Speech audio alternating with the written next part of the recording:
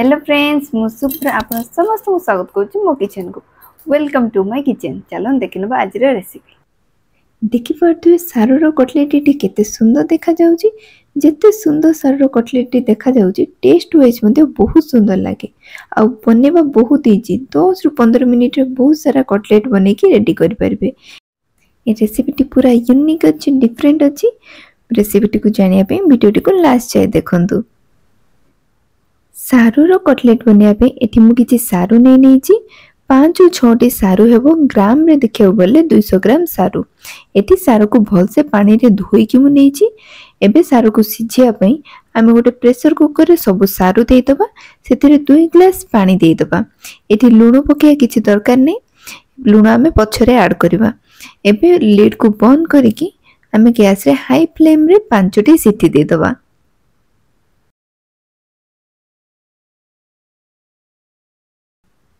Eighty 5टी सीटी हो गलानी। एबे आमे फ्लेम को ऑफ करके पूरा प्रेशर को ठंडा हवा पई छाडी दबा। एटी प्रेशर कुकर ठंडा हो गलानी। आमे चेक कर नबा सारू सिझी कि सिझिनी। सारू को चेक करिया पई आमे गोटे कंटा चामच नबा, सेथिरे दाबी कि देखिबा जे सारू भल से सिझी कि सिझिनी। एटी देखि परतो सारू बढ़िया से सिझी जाईची। एबे आमे गोटे छंका नेकी सारू को छांकी नबा, ता जो एक्स्ट्रा पानी अछि बाहर जीवो। एबे सारूर ऊपर जो चोपा अच्छे आम ताको छड़ेकी बाहर कर दबा। जेमिति आम आलू चोपा छड़ाती सेमिति छड़ेबा। बेसी टिपिकल होबनी, आराम से चोपा छाड़ी जाए कहीं सारू भल से सीझी जाइए तो आराम से बाहर जीवो। ये सब चोपा को आम एमती छड़ेकी रेडी कर नबा।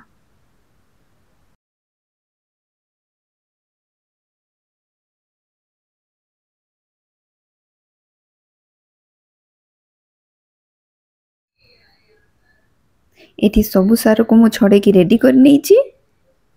एठी हम गोटे कंटा चामच नै नबा, सेथिरे चापी चापी की ताको हमें चकटी दबा। एठी आपण चाहिले हाथ रे भी चकटी परिबे, किंतु सारूटी टिके लाळुआ थाए तो हाथ रे चकटिले हाथ रे लागि जाए। सेति पे आपण एमती कंटा चामच रे चकटिबे, बहुत आराम से चकटी हिजवा, हाथ रे किछि भी लागिबोनी।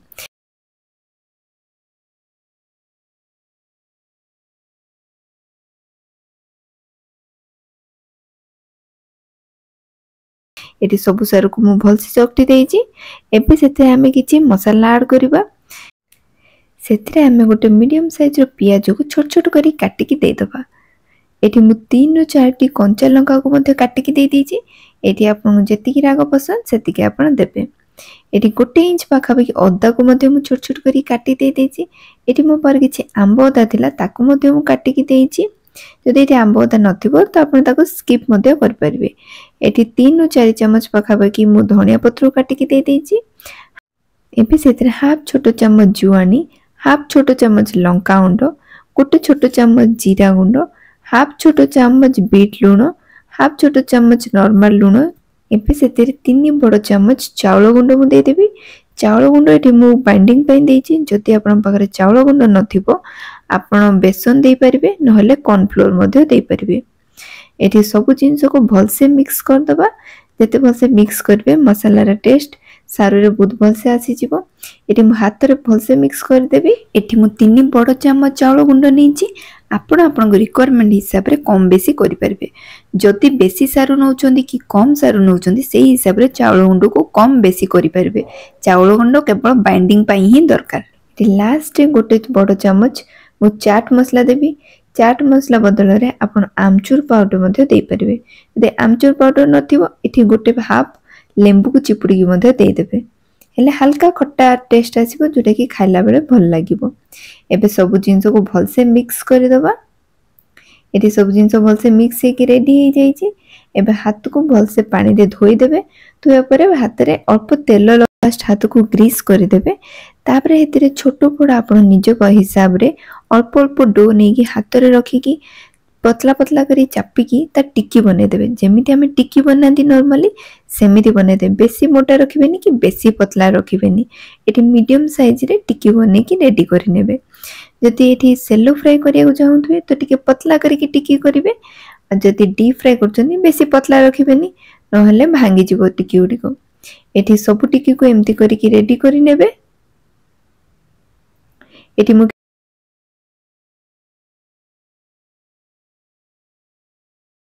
किछि टिक्की बने की रेडी करि नेछि। एबे टिक्की को फ्राई करिया पे मु एठी किछि तेल नै नेछि। तेल को मीडियम फ्लेम रे गरम करि नेबे। मीडियम फ्लेम रे फास्ट तेल गरम होला परे सेते गोटे गोटे करके टिक्की दे देबे। जति की टिक्की धरिबो से हिसाब रे आपण सब टिक्की दे देबे और टिक्की को हाई फ्लेम रे एठी फ्राई करिवे। एठी लो फ्लेम करिवेनी नहेले टिक्की गुडी को भांगी जिवो काहेना सारू ऑलरेडी सिजी सारची। तो आउ सिजिबा किछि दरकार नै। ऊपर रो क्रंचीनेस पई आमे हाई फ्लेम रे टिक्की गुडी को एठी फ्राई करबा। हाई फ्लेम रे करले एठी बहुत बढ़िया कलर आसी जिवो। गोटे मिनिट जाय टिक्की को बिल्कुल भी पलटिबेनी ताको एम्ति चामच से घुरे घुरे ही फ्राई करिवे। गोटे मिनिट परे ताको पलटी देबे। जे पर्यंत तार गोल्डन कलर न आसला जाय ताको उलट पुलट करिकी एठी सब टिक्की को फ्राई कर देबे। गोटे फेज रो टिक्की फ्राई होबा पई 5 ରୁ 6 मिनिट टाइम नै थाए। एठी सब को टिक्की गुडी को जे पर्यंत गोल्डन कलर न आस्तिबो से पर्यंत फ्राई करबे। आप एठी मु डीप फ्राई करछि। आपण चाहिले एठी सेलो फ्राई मध्ये करि परिबे। सेलो फ्राई करले मध्ये टिक्की गुडी एठी बहुत भलो लागे। सेलो फ्राई रे बेसी तेल दरकार पड़िबनी। 3 ରୁ 4 चम्मच तेल नै नेबे। सेथिरे लो फ्लेम रे एठी टिक्की को फ्राई करबे। एठी मु डीप फ्राई करूछि सेति पई मु हाई फ्लेम रे कहूछि। जदि आपण एठी सेलो फ्राई करबे तो आपण पूरा लो फ्लेम रे ही सेलो फ्राई करबे। गोटे साइड को 3 ରୁ 4 मिनिट पई स्लो फ्लेम रे करबे। गोटे साइड ही जिबा परे ताको पलटी के आउ 3 ରୁ 4 मिनिट पई फ्राई करनेबे। एम्ति करले बहुत कम तेल रे सब टिक्की बनी के रेडी हे जिवो। आ सेमिति सेलो फ्राई करले बहुत हेल्दी भी हेता आ खाइबा पई मध्ये बहुत भलो लागे काहेना बेसी ऑयली हे न थाए। खाइबा पई बहुत भलो लागे। जदि एठी आपण डीप फ्राई करूथबे तो 5 मिनिट टाइम नबो। जदि एठी सेलो फ्राई करिवे 7 ରୁ 8 मिनिट टाइम नै थाए। एठी मु इवनिंग स्नैक्स रे बनेछि सेति पई मु एठी डीप फ्राई करछि। नॉर्मली जेते बेले मु भात रे बनाए भात रे बहुत बढ़िया साइड आइटम रे टिकी जाए तो सेबे मु सेलो फ्राई मैक्सिमम टाइम सेलो फ्राई करे आ बहुत भलो मध्ये लागे। एमिति सेलो फ्राई करे कि थरे देखिबे निश्चय आपण मन को भलो लागिबो। से सेम तेल रे मु सेकंड फेज रे किछि टिक्की को मध्ये देई देछि देखि से सेम प्रोसेस रे सब को फ्राई करके एठी रेडी करने। ए रेसिपी टी पूरा नुआ अछि।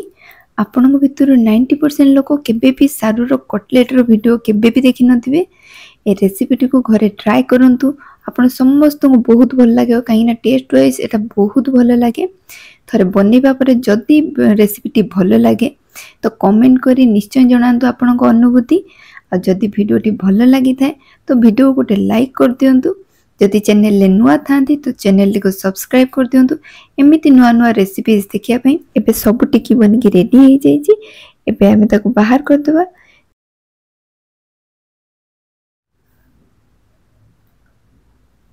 एटी सब कटलेट बन के रेडी हे जाईची।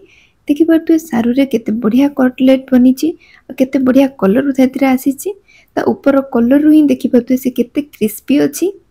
ता ऊपर तळे बहुत सुंदर कलर आसी। एटी मु चम्मच रे गोटे स्क्रैच करछि ता आवाज रु ही जान परथुए जे केते क्रिस्पी अछि। जेहेतु हमें चावल गुंडो एथरे पकई दिले बहुत बढ़िया क्रिस्पी अछि आ भीतरटा सेते बढ़िया सॉफ्ट लागे। सब टिक्की रे बहुत सुंदर कलर आसी देखि परथुए कोटा गोटे भी कलर खराब आसीनी। बहुत बढ़िया कलर आसी। आ बेसी भी पतला कर रखिनी कि बेसी मोटा रखिनी मीडियम साइज रे रखिछि। सब कलर बहुत सुंदर देखा जाउची आ बहुत भलो बनी के रेडी हेछि।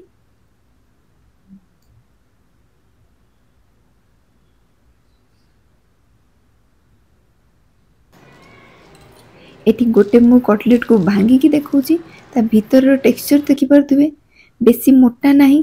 जेहेतु सारू सिजी जाई दिला ता भीतरटा बहुत बढ़िया सॉफ्ट अछि ऊपरटा बहुत बढ़िया क्रिस्पी अछि। एमिति कटलेट बहुत भलो लागे खाइबा पई। एको सिंपल टमाटो सॉस सहित खांतु कि निज मन पसंद रो कोनोस भी चटनी बनै खांतु बहुत भलो लागिवो।